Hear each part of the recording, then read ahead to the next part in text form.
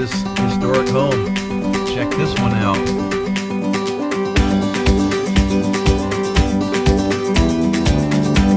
I sanded down. Okay, what we've got here, we've got this big.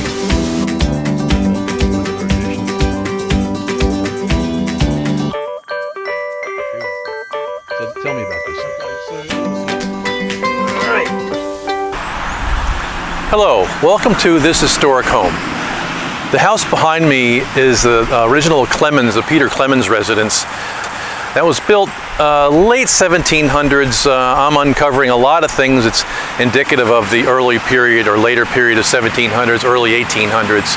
You know, the more I start skinning back or peeling back the layers of the onion, the more that I find out that it may not be as advertised as an 1805 building, because it's you know, it takes quite a bit of time to build a house of about 3,500 square feet of this significance. But he had built the house. He brought his children and his wife from Delaware, and they moved in this house after they built it with their 14 children. You know, and he had bought, you know, had recorded in the Rowan township some 9 different deeds totaling 1,884 acres in total, and the total purchase price for that back in late 1700s was $514. Wouldn't you like to have that now? And this is the only house in the area. And the funny thing of it is, I don't know if you can hear that traffic in the background, but I thought I'd pick a day that wasn't so busy. But the neat thing of it is that I checked the elevation right here. It's about 1,100 feet elevation. So if you go west that way on the road, the road significantly dips down. So you've picked the prime spot, and back at the camera on that side, the ground slopes away, and then behind the house, it also slopes away. So I'm going to focus on maybe not commercially significant homes, you know, but with unlimited restoration budgets. I focus more on houses that are going to be, you know, bought, restored, preserved, and we are the custodians of this next generation or next several handful of decades. So you know, we don't have unlimited budgets. I mean, my wife and I bought this place, and you know, I'm going to do most of the work, but I'm going to hire subcontractors. They actually do the, you know, sub trades. You know, the electricians. Actually have an electrician coming today to replace a lot of the new knob and tube wiring, and I had a plumber come in and make everything functional so it's actually livable. You know, but on the actual, let me just pan back here. But on the east side of the house, which I think is the original part, there's absolutely no electricity or plumbing up there. It's just like you step back in time. So let's take a walk inside, and I'll show you what kind of special stuff's on the inside. I think I did a tour around the outside one time before, and I'll you know, overlay that on this video. But let me bring you inside, and let's see what we've got going on. Welcome to another edition of this historic home. Today we're going to tour the upstairs of the house, the very old part that never had any kind of electricity or plumbing at all. And we're going to go upstairs and see what we've got. So I'm going to turn this camera going up the stairs. You can see still some of the, in the light, are all, you know, the treads are all sloped where people have, you can see that the most popular place, the steps as they went up. And most of the boards upstairs, this ceiling is beadboard, the formal hallway, but most of the boards upstairs are all hand scribed, or hand with a you know, an actual blade, a draw knife. So you can, I don't know if you can see it in the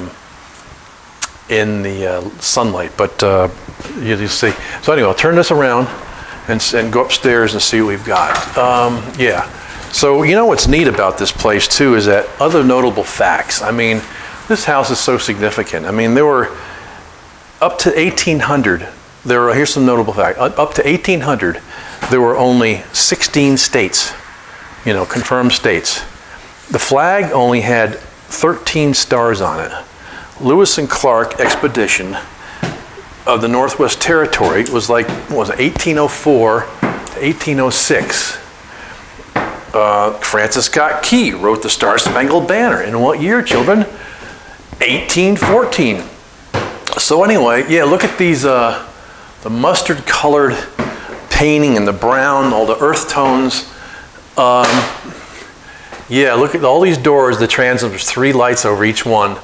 And these ceilings are really special. I mean, all the planked wood, it's really amazing. This door here, all of them, like I said, have transoms over them. And this is going to be a bathroom. And here, actually a closet and bath, master bath. We've already started framing some of the walls out. And yeah, I have an electrician coming in. Now I'm going to cover these walls. These walls here, these walls are, you can see the saw marks there in the wood. But I'm going to have to sand these down because it's a rough cut lumber and it's got full of splinters. And believe it or not, yes, wallpaper. I know you're surprised, but so am I. Anyway, I'm going to sand this down in polyurethane to put a nice coat of, clear coat on there and preserve the wood color. But is that door cute or what? Look at that door. That's the door going into the bedroom that I now stay in. And yeah, that is super special, that door. Yeah, and there's 6/6 windows back here, all original, and the windows are pegged, mortise and tenon. There's a little peg there in the window, and these all have the box nails. I mean, not the box, but the cut nails. There's that cut nail with the flat head. Yeah, so there it is there. So we're gonna come through that wall, which is the roof over the kitchen, and come in through that void. And that wall, you'll never know it's a 2x4 conventionally framed wall because I'm going to cover it with the material from the wall I took down in between in the grand salon room. It's going to be the same wood like this, and once it's sanded down, it'll look just like the other. Somebody had painted that. I don't know who did, but I mean, it's a mess. Anyway, this door has never been painted. It's got the dowels, and it's a mortise and tenon. It's original paint. It's got the old box lock, and it works. Of course, the handle's downstairs. I have to use some marine text or something to put it back on there. Yeah, the floors are original, and I love this mustard colored paint. You can see, I don't know if you can tell the colors of that, but the two-tone, the beige and the brown. I think the mustard color is on the other side. But yeah, now we're going to venture in the oldest part of the house. If you look at what's really neat about this, is that you ever wonder why houses, now they build in 10 or 15 years and they need some type of repair because the craftsmanship was not there. You have certain things. You understand that there are 3 main factors to view in designing. You got craftsmanship, material, and the actual design. I mean, you got to know that if you look at all these joints, like this joinery here, this 45-degree angle on the stair is perfect after all those years. Very little separation. They didn't depend on putty to seal their joints and things. It was all craftsman. You look at all these other areas like this, how this floor meets that floor. See how those angles meet? I mean, there's a little separation, but the cuts are impeccable. That cut along there, and it's all done by hand. Nothing done by, machine of any sort. Yeah, so, and again, these, I don't know if you could see in the shine, the striations or the cuts where the draw knife made those, they actually planed or finished the actual wood, rather than leaving it a rough cut wood. But, and that's an old spinning wheel there. And I brought that in from someplace else. But yeah, that spinning wheel's pretty nice. But yeah, look at the color of the paint on this hall closet here. That's the mustard color that I was talking about earlier. But anyway, yeah, that's it for this section, and I will go in the east part here in a little bit and bring you back. So thanks for joining this historic home.